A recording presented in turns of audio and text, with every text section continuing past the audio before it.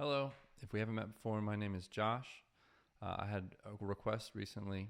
Someone asked if I would make a setting up an electric guitar preset, quote unquote, for dummies. So I'm going to take just about 5 to 10 minutes and set some up really quickly and show you exactly how to do it, some good blocks to use and why to use them, some parameters that you may need to change or look at. So the first thing you want to do, I'm using HX Edit. You can obviously do this on just the Helix if you would like to.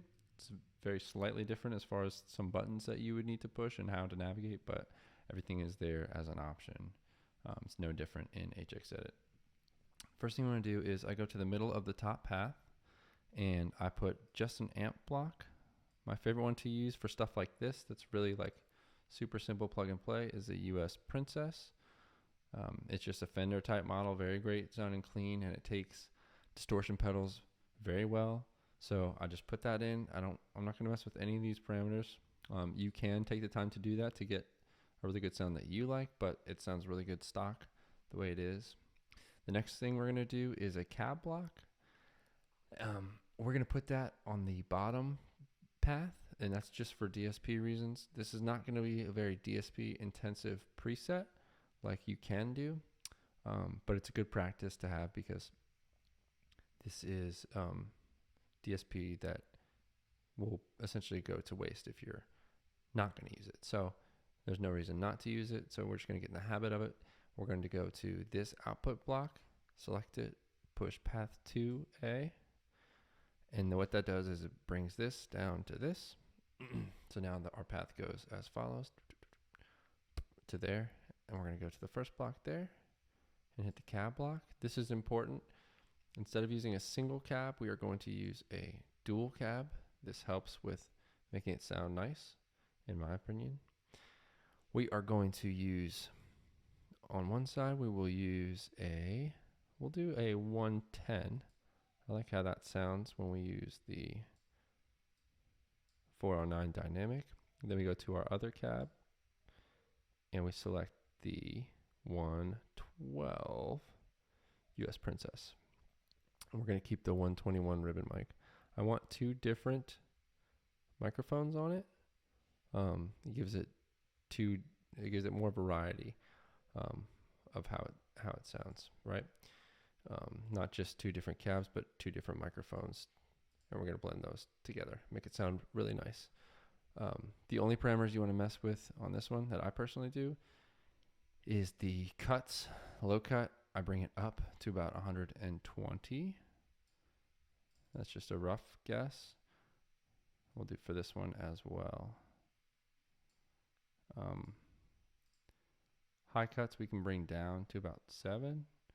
Really doesn't make a huge difference, but it helps with getting rid of some of those like very high, kind of annoying or digitally sounding higher frequencies that a lot of people don't like, just by using the high cuts in the cab block. Early reflections are also awesome. They help, in my opinion, bring stock cabs to life if you're not using them because you think that IRs just sound inherently better than stock cabs. I would encourage you to check out using early reflections. They help make stock cabs sound very real, very live. Okay, this is how this sounds. This is our clean guitar sound. Cool, very basic. It's kind of like you just plug your guitar into an amplifier. That's how it sounds. Now we're going to add a distortion pedal. I like the Tima. It's very friendly for plug and play. Clipping, I like center. Sounds like this. Very usable stage 1 overdrive. I like keeping the gain right about where it is, but I bring the treble cut up to about 6.5. What this does is it darkens the overall what's happening with the distortion pedal. Makes it sound a little less harsh to me. So I think it's a safe bet to turn that on and bring it up a little bit. We also can bring the bass cut up just a touch. Let's see if that helps.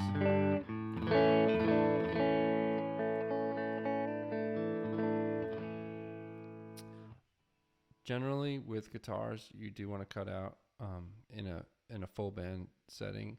Your front of house is probably going to cut out anywhere from 100 to maybe even as high as 200 hertz to make room for things like the keyboard, the bass, the kick drum, stuff like that.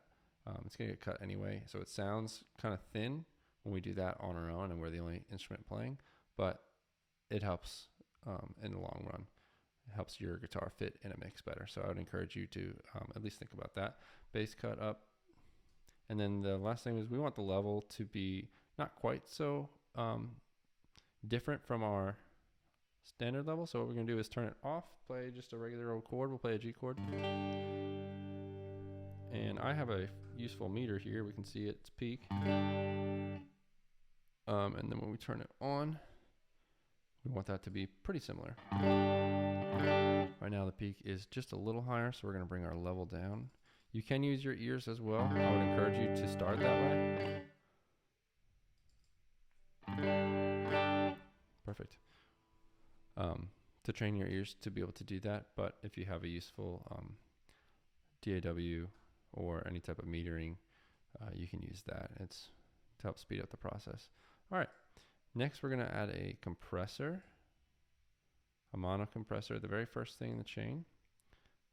I like just a very basic 4-to-1,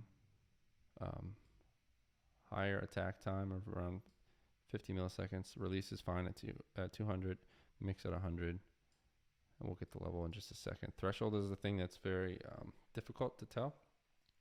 So right now, we are compressing just our guitar signal, right? So it's pretty low.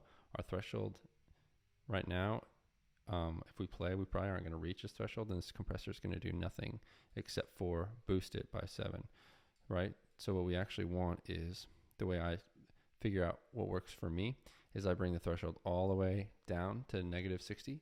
So it's compressing quite a lot right now. You'll hear it, it's very quiet and sounds squished because it is. And I go from there. And on the Helix, there is a gain reduction meter now. You can see it. So I go until it's just compressing very lightly when I play chords. Right there, it's reducing about 6 or so, which is right about where I want it. It's going to be different for you because you have a different guitar.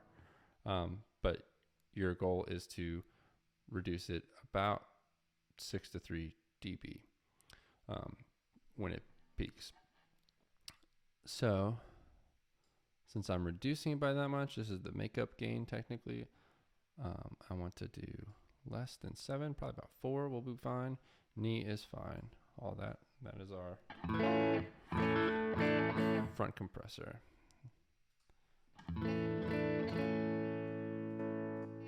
That helps with leveling those two together as well. But next we're going to do a delay. You can put a delay in one of 3 places. You can put it before the amp, after the amp, before the cab, or after the cab. Each of them do slightly different things, and it's very possible that you might not even hear those. So let's not worry about it too much. I prefer it before the amplifier because I think it sounds better. I'm going to use a legacy delay because I have used it for a long time. I think it sounds very cool. We're going to do the low res. We are going to do a dotted 8th. It's very popular in the worship world. Let's see how it sounds.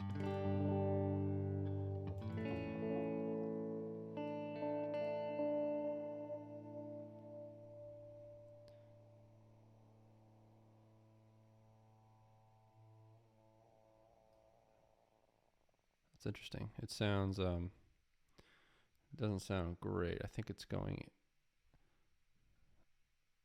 the resolution is not what I want it to be. Yeah, I was getting some weird sounding digital artifacts that I was not into. Let's see what happens if we bring the resolution all the way down. I kind of like that better. We're going to keep it around 20%. Tone is important too. I like my delays to be the delayed signal to be a little darker so that when I'm playing, it kind of blends in the back. It's not stepping on my original guitar signal. This is pretty close. I'm going to bring the mix down. Just like a subtle delay effect for chords. Kind of sweeten it up. We don't have to have it on all the time. But when we do have it on, this is kind of where I want it. So we're going to leave that. I'm going to turn it off, and then we're going to look at reverb. Reverb, I put usually after the cab. I usually like how that sounds a little bit better. You can put it before the amp as well. It's a very popular spot to put it. Putting it after the cab kind of helps it sound a little more clean, I guess, is how I would phrase it. We're going to use Legacy as well, just a regular plate, tried and true. It's a very useful plate reverb. You'll hear it on a guitar very often. Plate and Hall are probably the two you'll hear the most. Here's how it sounds. Great. That does exactly what I want it to do. I'm not gonna mess with any of the parameters. So the last thing we're gonna do is another compressor at the end, and this is going to it's going to sum it to mono, which we want for this particular preset because it's a mono preset. And 2, it's going to level out our entire signal. So we have leveling out our signal before it hits the amp, and then leveling it after everything. You don't have to do this. It's just a pretty good practice. It ends up sounding a little more clean and I guess studio quality or what have you. So we're going to bring our peak reduction. Well, we're going to test out and see. Right now it's not reducing anything.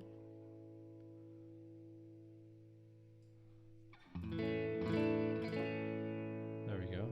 For me, it's about 8.7. For you, it may be different. So, and then our makeup gain doesn't need to be quite so high. I want to make it pretty close to the same level, or just a little bit louder. That's fine too. So 5.4. This will change for you. I would encourage you to just try playing and getting it correct for what works for you, not what I have it set to, but this could be a good starting point for you.